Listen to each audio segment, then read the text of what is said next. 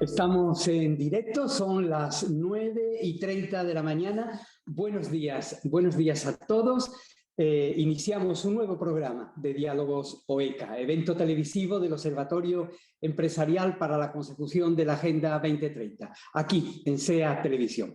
Como todos saben, OECA es un observatorio que ha nacido en el seno de la Confederación de Empresarios de Andalucía, impulsado por su presidente, Javier González de Lara, y con la colaboración de Unicaja Banco.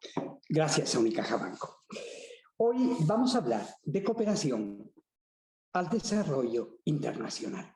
Y para este propósito dialogaremos con Mariluz Ortega, directora gerente de la Agencia Andaluza de Cooperación Internacional al Desarrollo. Mariluz Ortega nació en Cuenca, es una andaluza de adopción, absolutamente, porque lleva muchos años por estos lares, en 1964. Doctora por la Universidad de Córdoba en Ciencias Económicas y además premio extraordinario del doctorado en 1994. Además, un doctorado muy relacionado con las organizaciones no gubernamentales. Autora de la Estrategia de Cooperación Española en Educación para el Desarrollo, esto fue en 2007, trabajó en la Agencia Española Internacional para la Cooperación al Desarrollo, poniendo en marcha muchos programas, entre ellos uno muy importante, como es el programa Docentes para el Desarrollo, entre el Ministerio de Educación y la propia ESI. Ha trabajado en la Dirección General de Políticas de Desarrollo Sostenible, elaborando también el tercer plan director de la cooperación española. Esto fue de 2009 a 2012. Durante los años entre 1999 y 2008 se ocupó de economía aplicada. Fue profesora titular del área de economía aplicada, directora de una línea de investigación sobre desarrollo y cooperación y del máster en cooperación al desarrollo y gestión de ONG, organizado por ETA Intermón y Entre Culturas. En 2018 forma parte del equipo, esto es muy importante, desde la Secretaría de Estado de Políticas de Desarrollo del Ministerio de Asuntos Exteriores, Unión Europea y Cooperación, fue la encargada de elaborar el plan de acción para la implementación en España de la Agenda 2030. Es una gran experta en este sentido. Y el examen nacional voluntario de España ante las Naciones Unidas. Entre sus méritos también destaca el haber sido miembro fundador de la Red Española de Investigadores para el Desarrollo. Un honor contar con tu presencia. Muy buenos días, Mariluz. Buenos días, muchas gracias por esa presentación tan...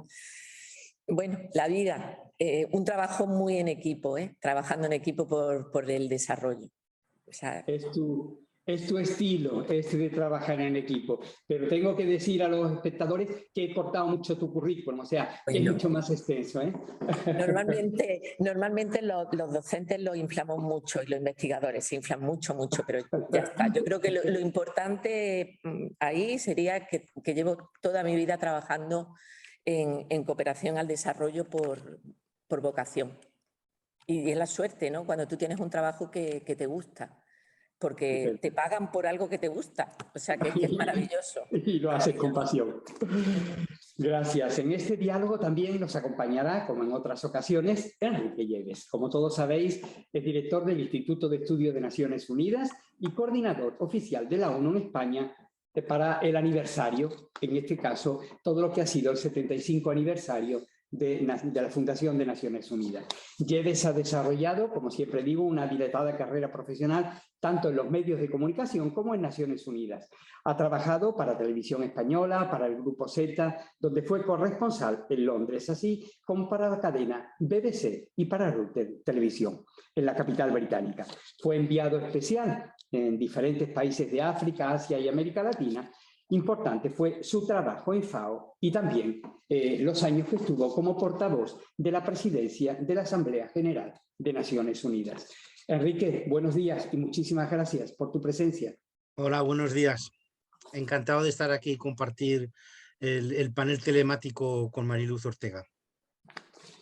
Bien, siempre digo bienvenidos a todos. Como sabéis, si tenéis alguna pregunta, os ruego que la hagáis a través del chat y si podemos, en la segunda parte del programa, pues trataremos de responder al mayor número posible de ellas. Entramos en materia. Vivimos en un momento histórico donde de nuevo influye de manera determinante lo que se entiende por cooperación, multilateralidad, solidaridad, transversalidad y articulación de actores en el ámbito de la diplomacia global. Por eso hoy hablaremos de cooperación internacional y políticas de solidaridad global. Los nuevos problemas que tiene que afrontar la humanidad no se restringen a un país o región concreta del mundo. El cambio climático, por decir uno, la desigualdad, la brecha de la desigualdad, las cuestiones de género, las migraciones, etc. Son retos mundiales y requieren respuestas globales para paliar precisamente el sufrimiento de las personas y no dejar justamente nadie atrás. Me gustaría que en esta primera pregunta que os hago me deis una visión, la visión de la situación actual en el mundo desde vuestro observatorio. Mariluz, tú.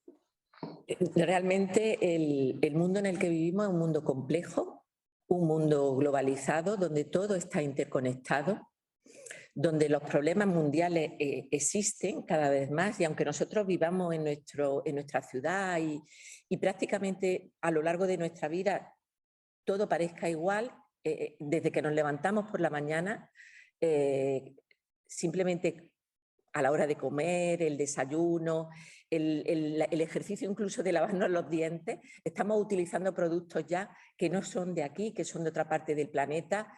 Y la realidad es que, bueno, pues que la interconexión está incluida en nuestra cotidianidad, pero que hay problemas mundiales cada vez más acuciantes, problemas como las migraciones internacionales. Siempre ha habido migraciones, pero ahora estamos viviendo momentos de migraciones forzosas debido al cambio climático, a la pérdida de seguridad por los estados frágiles que existen, el agotamiento de los recursos naturales, ese cambio climático que afecta también a la contaminación de los mares, las grandes ciudades con unos problemas de gobernabilidad enormes. Es decir, es un mundo complejo en donde estamos ante un cambio realmente de era, ¿no? Y debemos afrontarlo. Y debemos afrontarlo desde la mejor manera posible. Yo creo que a lo largo de esta conversación iremos viendo posibilidades para hacerlo. Enrique, tú que eres también un experto en multilateralidad, ¿cómo ves el momento actual? Bueno, además de lo que dice Mariluz, en efecto, como todos sabemos que estamos en un mundo globalizado a todos los niveles, la pregunta clave es cómo hacemos para que las diferencias sociales, las diferencias económicas entre los distintos países, entre las distintas clases sociales, podamos de alguna forma limitarlas. Y ahí es donde se enmarca el tema de la cooperación al desarrollo. Es la evidencia empírica de que los países no pueden salir solos, tienen que estar ayudados, entrecomillado de alguna forma, por aquellos que son más ricos también, por decirlo de una forma más sencilla. Entonces, es en ese contexto complejo, como señalaba antes Mariluz, hay que ver el tema de la cooperación al desarrollo. ¿Qué sabemos de la cooperación al desarrollo que funciona y que no funciona? Bueno, lo que estamos seguros a nivel global, digamos, y los ODS son una buena demostración de ello, es que en este mundo globalizado no pueden salir solo unos, tenemos que estar todos juntos y es un instrumento para poder ayudar a aquellos que están más retrasados a que se nivelen las diferencias. En eso estamos todos de acuerdo. Lo que ya es más complejo es cómo se hace, cómo se estructura y cuál es la cantidad del esfuerzo que se dedica y para qué se dedica, ¿no? Entonces, esto es un poco, yo creo, que el diálogo que tenemos que canalizar por ahí. Estamos todos de acuerdo de que la cooperación al desarrollo es buena, es un buen instrumento. Ahora, cómo se articula, cuáles son las limitaciones, cuáles son los pros y los cons. Me gustaría profundizar en este sentido. Mariluz, disculpa. ¿O querías de alguna manera intervenir tú y contestar? No, sí, haz la pregunta y profundizo sobre eso. Porque estoy ahí. Precisamente sobre el instrumento que es la cooperación internacional al desarrollo. Es decir, ¿cómo es? ¿Qué característica tiene? Porque estamos hablando de ella pero para dar a entender exactamente a nuestros telespectadores qué es. Ahora va a salir un poco mi faceta profesora, un poquito. Cuando surge la cooperación internacional, que surge a partir de los años 50 del siglo pasado, al principio se habla por una cuestión de solidaridad, ¿no? Hay que ayudar a los países más en desarrollo. Es la propia Iglesia Católica la que empieza a promover no el 0,7, sino el 1% de la riqueza de los países que vaya a cooperación, que se dedique a cooperación internacional, ¿no? Parece como que hay una obligación moral de ayudar y de facilitar que aquellos países que están en una situación menor, de menor crecimiento, puedan recibir fondos como para que se incorporen a esa senda del desarrollo. A lo largo de los años yo creo que se ha ido viendo primero que no es suficiente la ayuda. El dinero es muy importante, pero hay que canalizarlo bien. O sea, la lucha contra la desigualdad económica no es suficiente, porque hay otras desigualdades y eso la Agenda 2030 lo pone de manifiesto. Hay desigualdades sociales, hay desigualdades educativas, hay desigualdades que se producen también por el propio crecimiento en el espacio medioambiental. Es todo mucho más complejo, ¿no? Pero hoy en día, cuando hablamos de cooperación al desarrollo, tenemos que ver que hay, por una parte, lo que se pueda ayudar, acompañar, facilitar el crecimiento en todos los sentidos, medioambiental, económico, social, de los países, ese flujo que va desde los países donantes a los países socios. Pero también hay otro elemento fundamental de la política, hay dos elementos fundamentales más de la política de cooperación al desarrollo. Lo que podamos hacer aquí, en los países donantes, sensibilizando y concienciando a la ciudadanía que nuestro modo de vida, que nuestras pautas de consumo, de desarrollo, entre comillas, a veces es un mal desarrollo, porque el desarrollo, si no es para todo el mundo, está generando distorsiones y eso supone un cambio, supone una reflexión, supone un aprendizaje. Y la tercera línea importante de la política de cooperación al desarrollo, y esto se pone de manifiesto a partir de principios de este siglo, en el 2004 con la Declaración de París, es la necesidad de trabajar algo fundamental, que es la coherencia de las políticas públicas. Es decir, podemos hacer una política de donación y de apoyo a países empobrecidos, pero también tenemos que mirar a lo interno del conjunto de las políticas que se están llevando a cabo por parte de los estados, por parte de las instituciones, que pueden provocar externalidades negativas y que provocan al final un mal desarrollo. Hay que trabajar, por lo tanto, además de cooperar, hay que cooperar de manera coordinada, de manera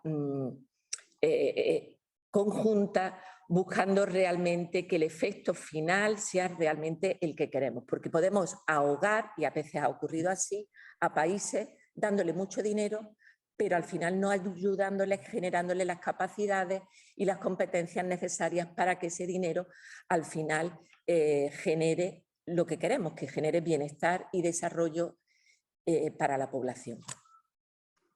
No sé si me he explicado, pero coherencia,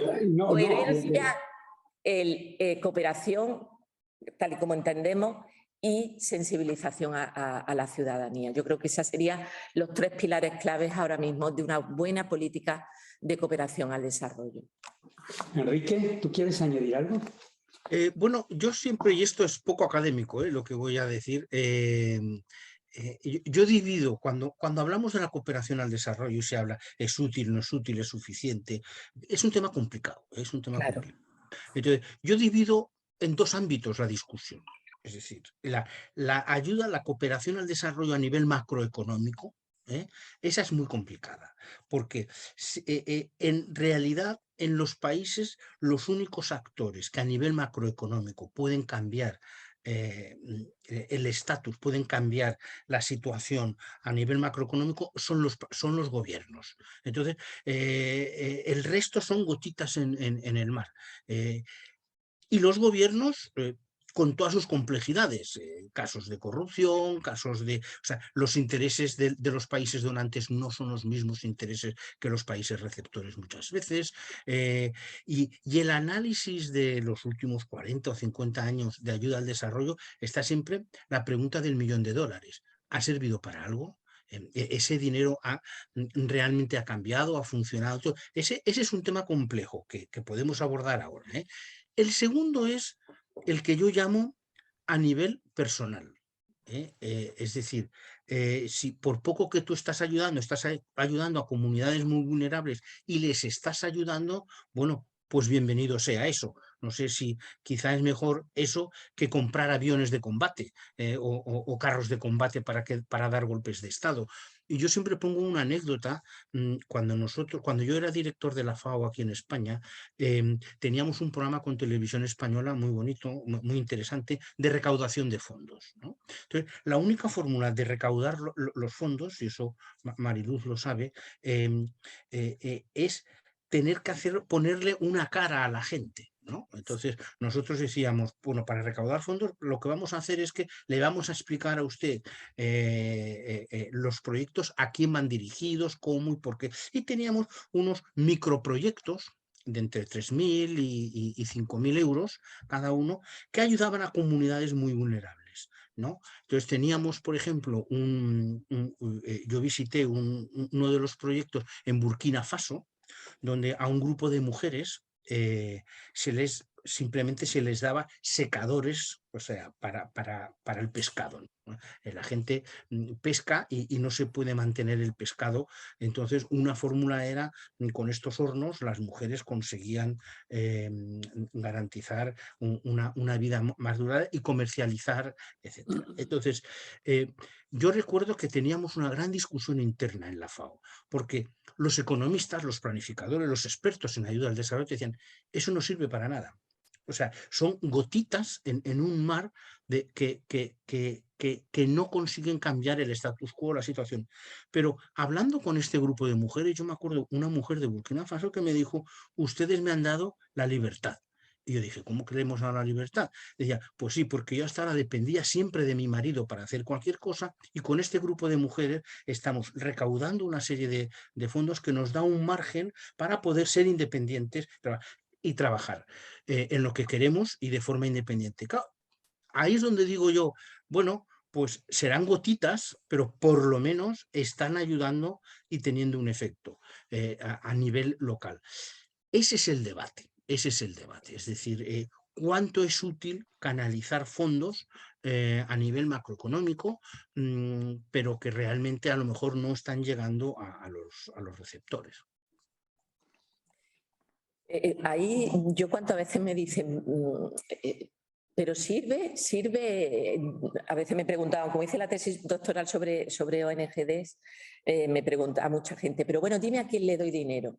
Y digo, no es cuestión de que, la pregunta que te tienes que hacer no es si el dinero llega, sino si responde a las necesidades de la gente, si realmente ha beneficiado su vida, si trabaja junto con otros, si está generando red, porque realmente el desarrollo no acontece en un año ni en dos, que muchas veces la vida de los proyectos es un proceso a medio y largo plazo. Es generar fundamentalmente capacidades, y las capacidades se crean y a lo largo de tu vida vas haciendo uso de ellas, ¿no? Y lo que hay es que facilitar esa oportunidad. Entonces, por una parte estaría que es verdad que están esas gotitas, pero luego a nivel de gobierno se pueden hacer muchas cosas. A nivel de gobierno hay que trabajar por fortalecer estados que son fundamentalmente débiles. Y yo creo que también, vuelvo un momento a la sensibilización y a la concienciación a la ciudadanía. Cuando miramos los países receptores de la ayuda, muchas veces lo miramos desde la clave de lo que hay aquí. Es decir, doy de comer, pero no me cuestiono si hay una seguridad ciudadana, si hay escuelas y las escuelas tienen profesorado preparado, si hay hospitales, pero los hospitales tienen personal sanitario cualificado, porque hay cantidad de cosas en nuestra vida, en nuestro estado de bienestar, que la damos por normal, porque existen. pero en estos países no es tan normal. Y tenemos que trabajar, o sea, desde el ámbito de la cooperación ya más gubernamental, por fortalecer esos estados, por crear herramientas e instituciones que sean fuertes, que sean capaces de poder generar a su vez ese desarrollo, ¿no? Con lo cual, vengo a decir que es válido todo. Es válido lo que se puede hacer a nivel de mejorar la vida de las personas, pero no creamos que vamos a conseguir los grandes cambios si no se produce un gran cambio también a nivel internacional, ¿no? Y ahí el papel que tienen los organismos internacionales como Naciones Unidas y a la hora de lanzar la Agenda 2030 es clave, ¿no? Porque establece una senda hacia la que caminar juntos, cada uno desde la condición en la que está y desde incluso planteamientos políticos diferentes, pero una meta común que yo creo que es el bienestar de la humanidad. Sí, Manuel, si me permites, Sí, yo claro, quería añadir, claro. digo, para la gente que no conozca mucho el tema de la cooperación, en realidad la cooperación al desarrollo en estos momentos se basa en un concepto muy sencillo y realmente conocido, que es que no se trata de dar peces, sino de enseñar a la gente a pescar. Este es, digamos, el concepto básico que tenemos. Claro, eso a nivel macroeconómico se traduce en que donde hay que dar fondos es, pues como decía Mariluz, para crear capacidades, para crear políticas, lo cual es poco atractivo en general. Es decir, cuando tú dices estamos dedicando recursos para crear políticas de desarrollo. Bueno, eso suena, si tú estás explicando que le estás dando un horno a una comunidad de mujeres, eso se entiende, pero crear en países donde además no hay una capacidad gubernamental y lo que se trata es de dotarles, porque como decíamos, solo a nivel gubernamental los gobiernos ahí en los países pueden hacer esos cambios fundamentales, es complicado y eso nos lleva al otro tema de cuánto se puede, cuántos recursos podemos canalizar y cuáles son los límites, no solo de esos recursos a nivel de los países receptores, sino los problemas políticos o los problemas de opinión pública que se tienen en los países donantes a la hora de dedicar esos fondos. Y ahí es donde entramos en el famoso, que supongo que hablaremos dentro de un ratito, del famoso 0,7% de la ayuda al desarrollo que está muy lejos de esa meta. Me vais a permitir, vamos a abrir un paréntesis porque me gustaría que contases, Mariluz, estamos hablando de cooperación al desarrollo y aquí tenemos la Agencia Andaluza para la Cooperación al Desarrollo Internacional. Cuéntanos un poco qué es lo que es este instrumento que tenemos aquí en Andalucía y cuáles son los objetivos de la política andaluza a la cooperación. Pues la Agencia Andaluza de Cooperación es una agencia pública empresarial que se crea precisamente para canalizar y coordinar la política de cooperación de Andalucía, bueno, y de la Junta de Andalucía, ¿no? Para ello se dota de un plan andaluz de cooperación que se elabora de manera participativa por el conjunto de actores de la cooperación, aunque luego posteriormente evidentemente lo aprueba la Junta de Gobierno de Andalucía, ¿no? En nuestro caso se elaboró a lo largo del año 2019, mantuvimos reuniones con todo el conjunto de actores que trabajan y que dedican esfuerzos a la cooperación internacional en el seno del Consejo de Cooperación, la Comisión de Cooperación, y a finales del 2019 se aprueba en Junta de Gobierno, ¿no? ¿Y qué establece el Plan Andaluz de Cooperación? Bueno, digo que además en el caso de Andalucía es importante saber que tenemos una ley de cooperación internacional al desarrollo del año 2003, pero que incluso el Estatuto de Autonomía recoge el principio de solidaridad, con lo cual frente a otras comunidades autónomas donde queda menos claro ese compromiso con la cooperación internacional, en el caso de Andalucía lo tenemos ya casi establecido como un principio dentro de de nuestro Estatuto de Autonomía, ¿no?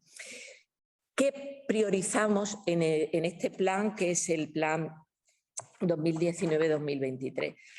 Se hace en un contexto, ya el contexto de la Agenda 2030, y establece la Agenda de Desarrollo Sostenible como la guía en la que debemos trabajar para la consecución de ese objetivo que nos dice la ley de luchar contra la pobreza, ¿no? De ahí que el plan tenga como objetivo general contribuir a la lucha contra la pobreza, la desigualdad y la promoción del desarrollo humano dentro de la senda que marca la Agenda 2030. Y lo hacemos a través de dos ámbitos estratégicos. Un ámbito que sería la lucha contra la pobreza, la desigualdad, con enfoque de género en los países prioritarios de la cooperación. Ahí estamos hablando de todo lo que se hace en cooperación internacional y todo lo que se hace en acción humanitaria y ayuda de emergencia, con ese objetivo de salvar vidas, siempre en el marco de lo que son los derechos humanos. Y un segundo objetivo estratégico, que sería conformar una ciudadanía global informada, formada, movilizada y comprometida con el desarrollo humano y sostenible. Esas serían las dos grandes líneas en las que estamos trabajando. Mariluz, voy a aprovechar ahora que le doy paso a Enrique, que alguien te enfoque un poco mejor la cámara, que se ha desenfocado. Enrique, la cooperación internacional de desarrollo desde, por ejemplo, a nivel global, aparte, digamos, de todas estas agencias que hay en el mundo, ¿se hace también a nivel global desde Naciones Unidas? ¿Y cómo? Bueno, el tema de la cooperación al desarrollo, obviamente, como decíamos con anterioridad, está recogida en todos los ámbitos de plan de actuación de las distintas agencias del sistema de Naciones Unidas. Además, bien especificado y claro con los objetivos de desarrollo sostenible, donde se especifica claramente que una de las formas claras de combatir las desigualdades, la lucha contra el hambre, contra la pobreza, etcétera, es a través de la cooperación al desarrollo, ¿no? Entonces, lo que pasa es que esa cooperación al desarrollo, primero, es muy desigual. Es decir, bueno, obviamente los países más ricos son los que tienen que tomar el liderazgo en la cooperación al desarrollo, pero dentro de los países ricos hay muchas diferencias, ¿eh? Entonces, en eso España está súper retrasada. O sea, no nos corresponde ni siquiera al nivel que tendríamos que tener mínimo como país desarrollado. Luego, se han hecho muchos intentos de romper esa dicotomía norte-sur con la cooperación sur-sur, por ejemplo, que ha funcionado relativamente bien en nivel de cooperación técnica, ¿no? Por ejemplo, a nivel de intercambio de técnicos entre los distintos países. Entonces, ese también es un tema muy, muy interesante. Pero a nivel de lo que es a nivel global, estamos siempre en ver la botella medio llena o medio vacía. Es decir, lo que el mundo desarrollado dedica a la cooperación al desarrollo, valga la redundancia, son migajas en comparación con otras partidas, por ejemplo, y la que ponemos siempre como ejemplo, las partidas militares, ¿eh? Es decir, yo siempre pongo como ejemplo que todo lo que la comunidad global a nivel internacional dedica a la lucha contra el hambre, que es el presupuesto de la FAO. La FAO es la Agencia de Naciones Unidas que se dedica específicamente a erradicar el hambre en el mundo. El presupuesto de la FAO anual son 500 millones de dólares. Es el equivalente a 2 aviones militares F-18. Es decir, eso son migajas. Entonces, cuando decimos persisten las diferencias, claro, porque el esfuerzo no es proporcional. Sí, sin abordar, que ahora podemos un poquito más adelante, dentro de la propia ayuda al desarrollo, los distintos condicionantes, limitaciones, etcétera. Mariluz, ¿tú puedes profundizar un poco más en lo que es el Plan Andaluz de Cooperación Internacional de Desarrollo? Es decir, dar un poco las pistas de cuáles son las opciones estratégicas que está abordando. Bueno, nosotros estamos trabajando... A ver, el objetivo ahora mismo, y la cámara es que sí. me la estáis intentando acercar y es que no se puede acercar más. Yo creo que es eso, ¿eh? Ahora es perfecto. A ver si se queda ahí. Que la cooperación internacional para el desarrollo, precisamente por toda esa dificultad, por toda esa complejidad que tiene, en el caso de España, yo creo que desde luego en Andalucía estamos trabajando por ello, estamos pasando de una cooperación a demanda a una cooperación que sirva realmente para transformar el modelo de desarrollo, donde realmente responda a las necesidades de la población y de la sociedad donante, ¿no? Entonces, queremos contribuir a generar procesos de desarrollo, trabajar con los países allí donde realmente se pueda generar ese desarrollo, y eso lo hacemos con distintos actores, ¿no?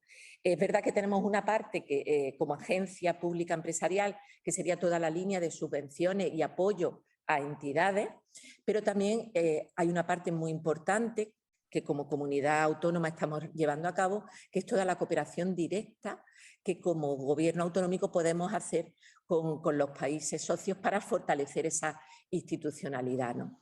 Y también algo importante que se hace desde Andalucía es trabajar con organismos internacionales para generar también sinergias que generen ese desarrollo. O sea, hasta ahora cada una de estas líneas iba un poco separada. El Plan Andaluz de Cooperación, al enmarcarlo todo dentro de la Agenda 2030, lo que estamos buscando es coordinar al conjunto de actores y a su vez nosotros coordinarnos con actores que están por encima nuestra, como sería el caso del Gobierno de España, ¿no? Claro, alguno podría decir, bueno, pero dime algo concreto. Vuelvo al tema de las migajas. Hay proyectos de cooperación internacional que se están haciendo, que están sin duda mejorando, la mayoría, ¿no? Mejorando la vida de la gente, la vida de las personas, la vida de la población en países a veces de renta media. Cuando hablamos de Latinoamérica estamos hablando prácticamente, excepto Haití, casi todos los países son de renta media, pero que necesitan servicios básicos consolidados, ¿no? Y que necesitan también una institucionalidad que no existe. Y luego también estamos trabajando en países de África, África subsahariana, que es donde están los niveles de pobreza también más elevados, ¿no?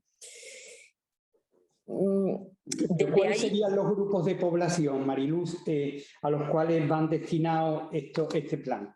Bueno, la población los colectivos más desfavorecidos, la mitad de la población son mujeres. Realmente las oportunidades para las mujeres siempre son menores. Luego estamos hablando de mujer, menores e infancia para generar oportunidades. Todos los colectivos y trabajar contra, por ejemplo, todas las desigualdades en la medida en que vamos a generar oportunidades para colectivos que normalmente se quedan atrás. ¿Trabajamos en qué sectores? Pues salud, educación y generación también de infraestructuras básicas. En el caso también de Andalucía, hay algo fundamental con nosotros que ha sido todo lo que es el desarrollo agrario y todo lo que es el desarrollo rural. Pues trabajamos también con la población para favorecer, una parte es cubrir necesidades básicas y otra generar crecimiento y desarrollo, ¿no? Entonces el desarrollo agrario, el desarrollo pesquero es fundamental y tenemos competencias transferidas y capacidades que podemos poner al servicio, ¿no? Al final se trata de trabajar en el territorio, se trata de trabajar con las personas en aquello que las personas quieran, cada uno desde las competencias que tiene. Es decir, una organización no gubernamental va a trabajar con quién, con sociedad civil en los países prioritarios, ¿no? Las universidades pues, van a fortalecer el conocimiento en países también en desarrollo. El sector empresarial, exactamente igual, es generar un tejido empresarial allí donde hay necesidades, ¿no? Enrique, a raíz de lo que estaba diciendo Mariluz, de los grupos de población que son los destinatarios de esta ayuda, ¿cuánto es importante no equivocarse para que esta ayuda no vaya en manos de personas que especulan con esto, que no... Bueno, Sí, no, a Didi, Enrique. No, adelante, Mariluz. No, que existen muchos mecanismos para evitar que eso no ocurra. Es decir, si hay algo que está auditado y requete auditado es la cooperación internacional para el desarrollo. Lo que pasa es que siempre tenemos, bueno, pues a veces ante lo desconocido pensamos, bueno, pues que hay una corrupción, ¿no? Yo a veces digo que la corrupción existe en países empobrecidos porque es algo que nosotros hemos llevado. Hemos enseñado entre comillas, a robar. Enrique. No, totalmente de acuerdo. Es decir, yo no creo que el tema de la corrupción en el sentido del desvío de fondos desde los países donantes, a través siempre que sean canalizados a través de los sistemas oficiales, por ejemplo, Naciones Unidas, etcétera, es complicado, o sea, es difícil. Yo he trabajado en Naciones Unidas y siempre decía, aquí para desviar fondos es imposible, o sea, o es muy difícil, porque hay auditorías internas, hay auditorías externas, a veces se acusa al sistema de Naciones Unidas o a las propias agencias de Andalucía o gubernamentales de un excesivo cuestión de burocratización, pero la burocratización es precisamente para evitar muchos de estos desvíos. Yo no creo que ese sea un problema fundamental, ¿eh? Es decir, sí que es un problema, o sea, un problema, más que un problema, sí que es una cuestión de análisis continuo, es el uso que de esos fondos se hacen sobre el terreno. A quién van dirigidos, porque como todo en la vida, bueno, pues a veces uno se equivoca en los planteamientos, pero también hay muchas historias de éxito, de que esos fondos han ayudado a las poblaciones a cambiar, ¿no? Yo quería, volviendo un poquito a la temática que estábamos hablando antes y que señalaba Mariluz, era para explicar un poco cómo la cooperación al desarrollo durante muchos años era una cuestión centralizada por el gobierno, por los gobiernos centrales. Es decir, se entendía que formaba parte del mandato de política exterior y la política exterior estaba regida por los gobiernos centrales en todos los países. En el caso de España en concreto, en los últimos años se ha dado este fenómeno donde la cooperación descentralizada, es decir, las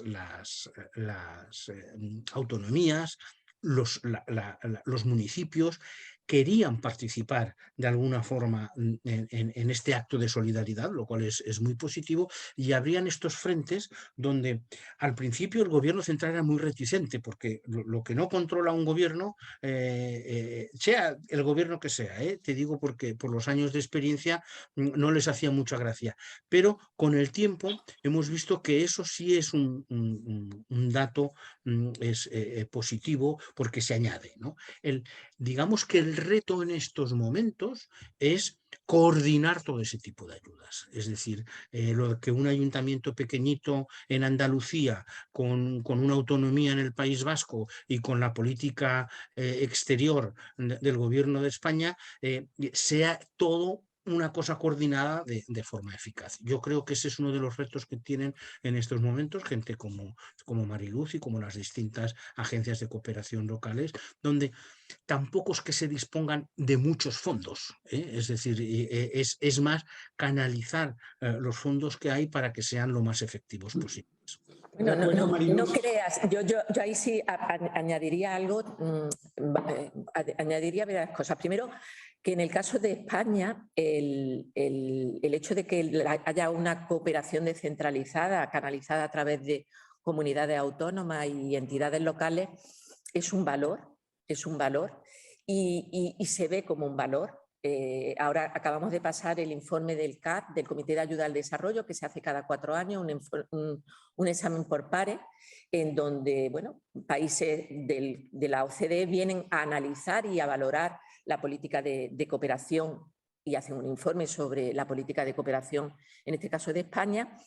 Y siempre en todos estos informes siempre aparece el valor de la cooperación descentralizada.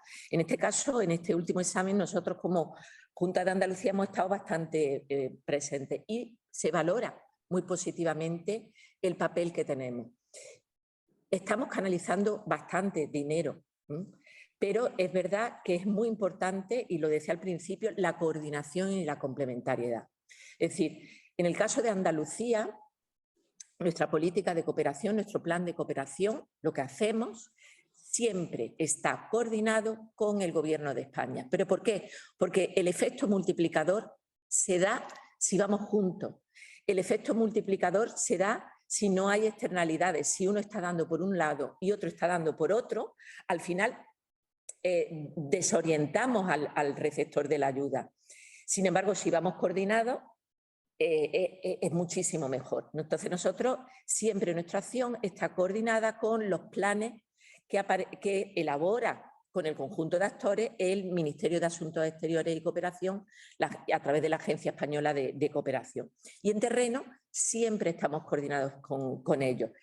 Eso es un valor reconocido por la cooperación española, reconocido además hacia Andalucía, que nos dicen soy una de las comunidades autónomas que más se coordina con nosotros. Y eso, por ejemplo, cuando se firman los marcos de asociación país, que es como el libro que dice el Gobierno de España, vamos a trabajar en este país aquí. Pues a nosotros nos invitan a esos marcos de asociación país porque hemos trabajado con ellos y porque saben que va a haber una lealtad institucional a la hora de trabajar, porque lo importante de la política de cooperación es que sea una política de Estado, por encima de principios de un partido. Lo que queremos todo el mundo es trabajar por el desarrollo. Y desde ahí lo hacemos. Yo creo que hay que estar muy orgullosos de lo que estamos haciendo desde Andalucía, porque aunque haya distintos signos políticos, el trabajo es conjunto para mejorar la vida de la gente, que de eso se trata, ¿no?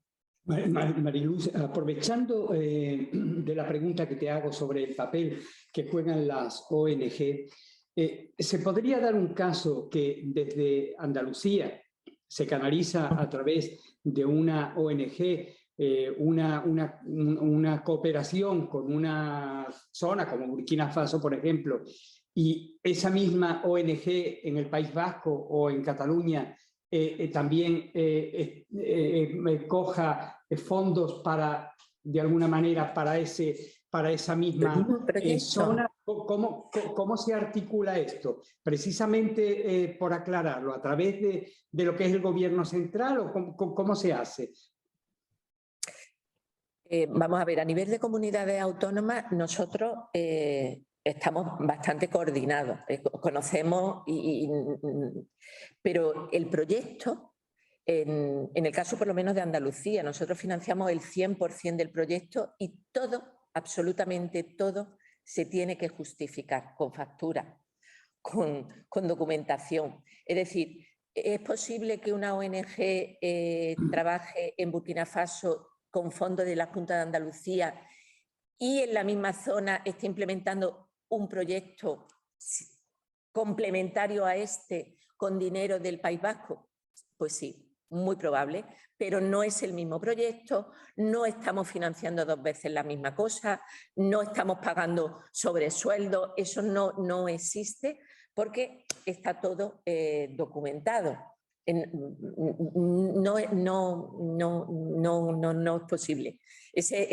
Vuelvo otra vez al tema de la corrupción. La corrupción la inventamos aquí y la llevamos para allá.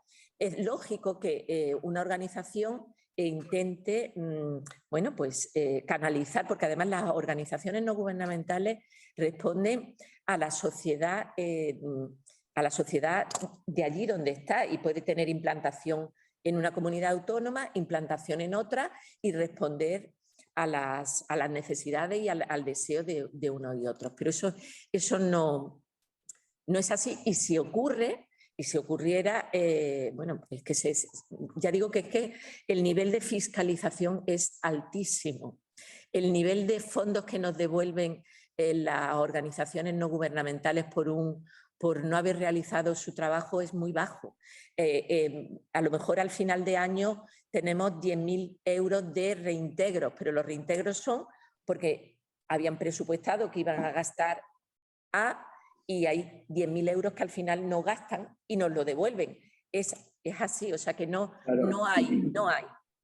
Porque además, insisto, por ejemplo, en el caso de la Junta de Andalucía, cualquier organismo no puede, los proyectos que financiamos son proyectos reales para promover el desarrollo con un importe elevado de dinero. Entonces, una ONG cualquiera no va a poder acceder a los fondos, nos tiene que demostrar que tiene un recorrido, que tiene las cuentas auditadas.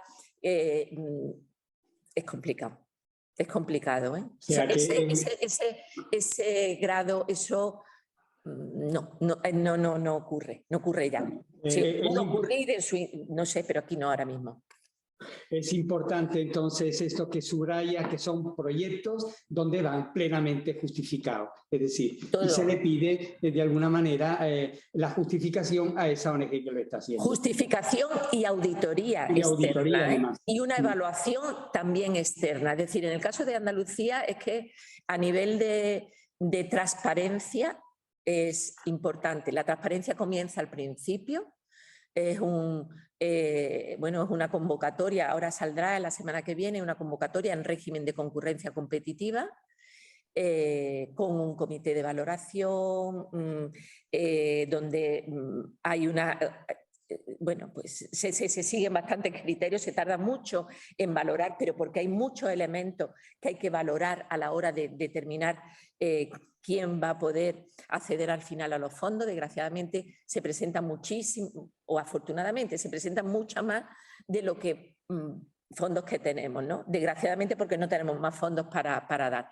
Pero luego hay un seguimiento, una evaluación, ya digo, auditoría, todos los proyectos son auditados.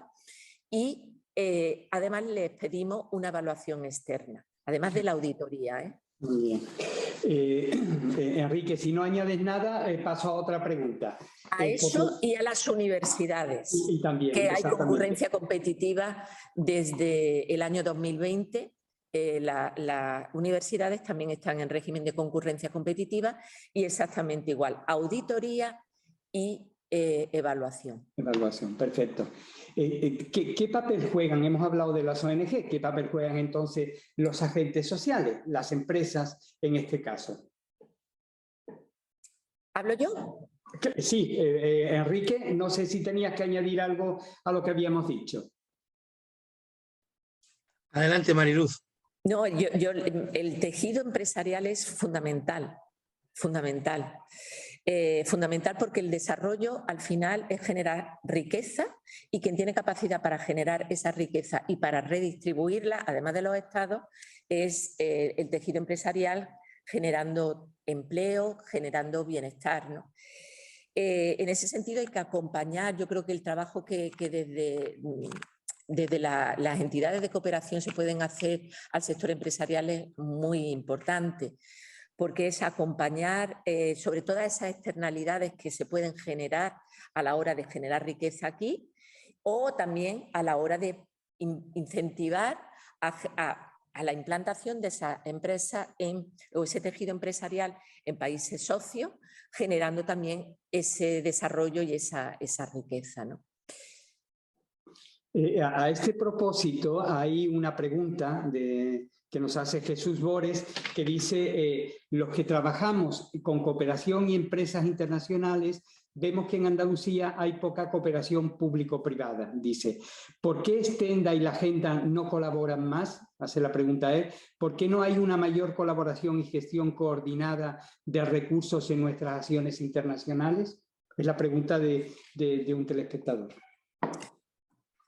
Pues yo le digo que es así, que efectivamente tenemos que trabajar mucho más juntos con Stenda. Ha habido contactos a lo largo por lo menos del tiempo que estoy yo aquí. La semana que viene vamos a tener un encuentro con empresarios, promovido en este caso por SAMU, pero también estáis vosotros, la Confederación de Empresarios, y con Extenda también vamos a hacer próximamente un acto. Hemos tenido varias actuaciones a nivel empresarial para promover el conocimiento de la Agenda 2030 por parte del sector empresarial y la búsqueda de oportunidades. Yo creo que bueno, es un camino que hay que ir recorriendo. Es muy importante que, igual que trabajamos con las organizaciones no gubernamentales a través de la coordinadora de organizaciones no gubernamentales, porque es clave para nosotros tener un interlocutor que refleje las necesidades de todo el sector. El trabajo con el sector empresarial pues también es clave el que podamos hacerlo a través de la CEA, ¿no? De hecho, en el plan director nos lo poníamos, ¿no? Que mejorar los procesos participativos, trabajar con alianzas público-privadas, eso es clave. Ahora bien, volvemos a la administración, que a veces es muy complicado, es decir, hacer ese instrumento público-privado que yo creo que es fundamental y que va a permitir generar esa alianza. Tenemos que encontrar cómo financiar o cómo acompañar dentro de una administración que tiene su burocracia y que a veces nos dificulta todo, ¿eh? Pero yo soy muy cabezota y al final lo consigo. Enrique, me gustaría, antes de preguntarle a Mariluz sobre los compromisos presupuestarios de la Agencia Andaluza de Cooperación Internacional al Desarrollo, ¿cómo serían de alguna manera los porcentajes ideales que una nación o que a nivel que un continente, una región tendrían que aportar para esta cooperación internacional? Porque hay mucha discusión entre el 0,7, el 1, el 1,5. Bueno, esto es como siempre, la ayuda nunca es bastante, ¿no? Para el esfuerzo que se requiere. Digamos que a nivel de acuerdo internacional, en los últimos, hace más de 40 años, que se llegó a este objetivo famoso del 0,7% de la renta nacional bruta de un país, ¿eh? Este sería un poco... en realidad solo los países nórdicos están cumpliendo algunos de los países nórdicos esos objetivos. España está muy por debajo. En estos momentos España dedica a nivel global el 0,2, aunque este gobierno se ha comprometido a aumentar esos niveles, y a nivel autonómico creo que la media nacional es del 0,12 o algo así, ¿no? 1 o 2. Es decir, España en estos momentos tiene esta gran contradicción. Por un lado, la ciudadanía es muy solidaria. Cada vez que tú haces un programa de recursos de fondos o hay una catástrofe, España es uno de los países más solidarios que hay. Pero por otro lado, la ayuda al desarrollo está muy por debajo del nivel que a España le corresponde simplemente por su riqueza. En ese sentido, yo quería concluir haciéndole una pregunta a Mariluz, que a mí me intriga un poco, que es...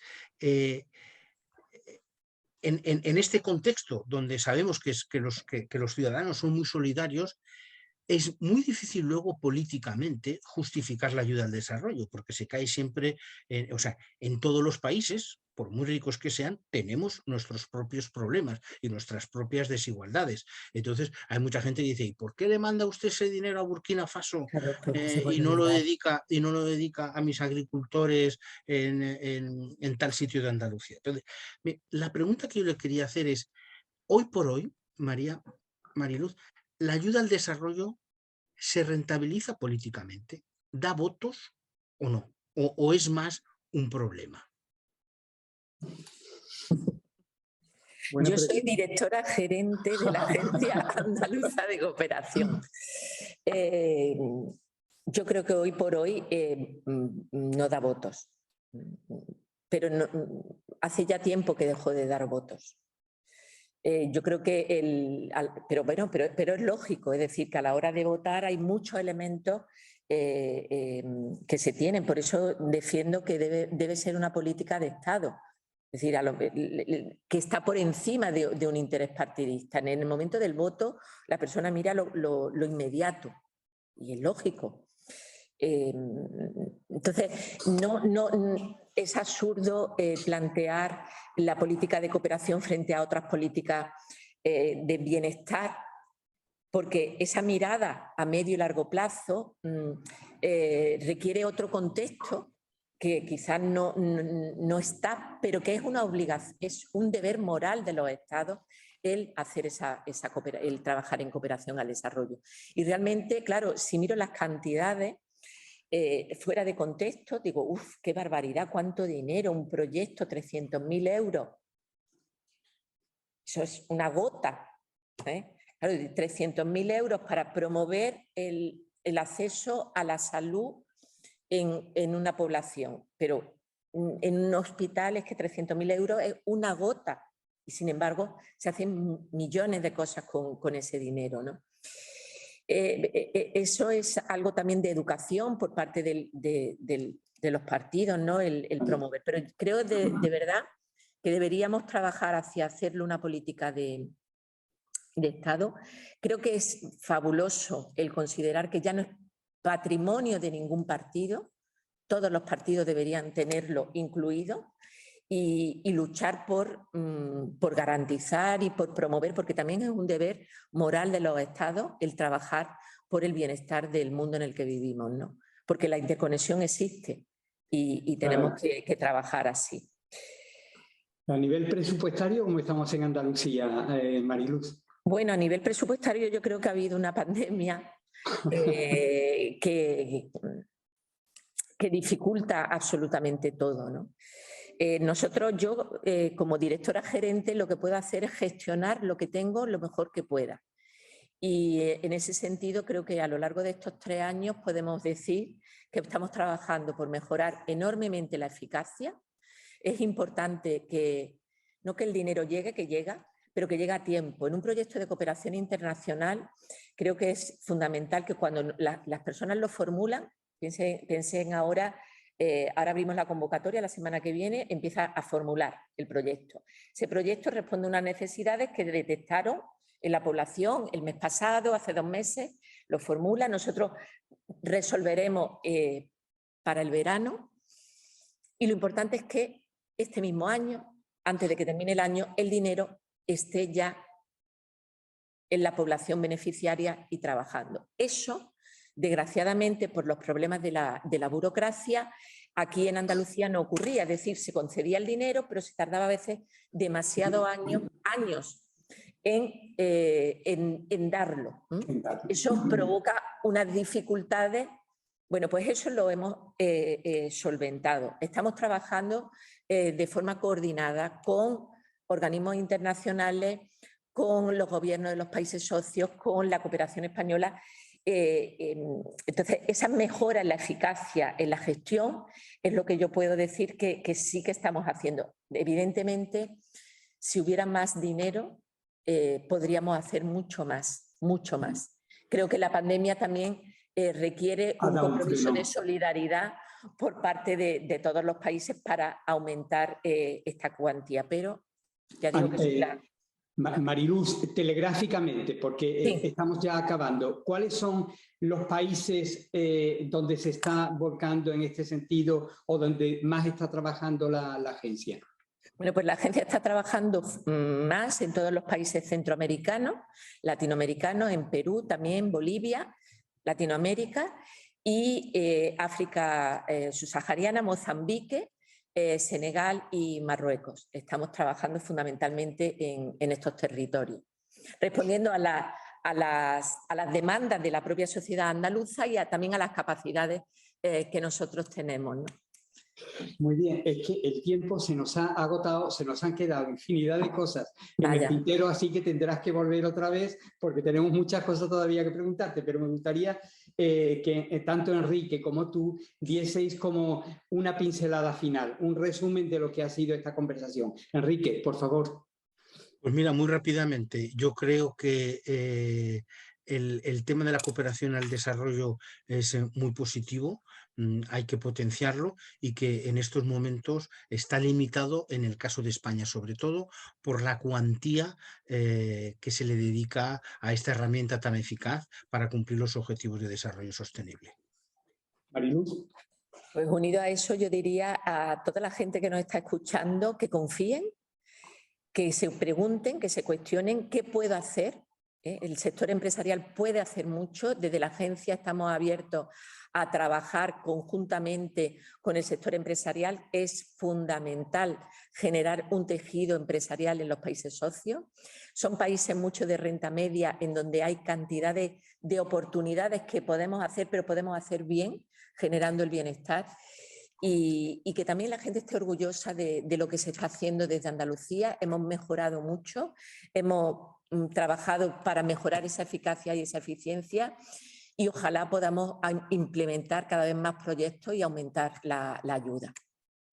Pues la verdad es que tengo que decir que ha sido muy enriquecedor, muy enriquecedor este diálogo y por supuesto estamos orgullosos del trabajo que está haciendo la Agencia Andaluza, Mariluz. No, y lo último que quería decir es felicitar al observatorio. La semana que viene os van a dar el premio Andalucía Más Social, precisamente por el trabajo en gente que estáis haciendo en dar a conocer la Agenda 2030. Y es algo de lo que debemos estar orgullosos. La Agenda 2030 es de todos los ciudadanos y que tengamos un observatorio en Andalucía que trabaje por implementarlo también es de agradecer y de felicitar. Así que enhorabuena. Muchísimas gracias Marilu. Pues gracias a todos. Desde Diálogos OECA, que tendrá una nueva cita las próximas semanas, seguiremos proponiendo temas de interés, ya que nuestro objetivo es nutrir de ideas y también de buenas prácticas a la sociedad, que influyan también en la toma de decisiones y repercutan en la opinión pública. Buenos días a todos, gracias por su atención, sean sostenibles.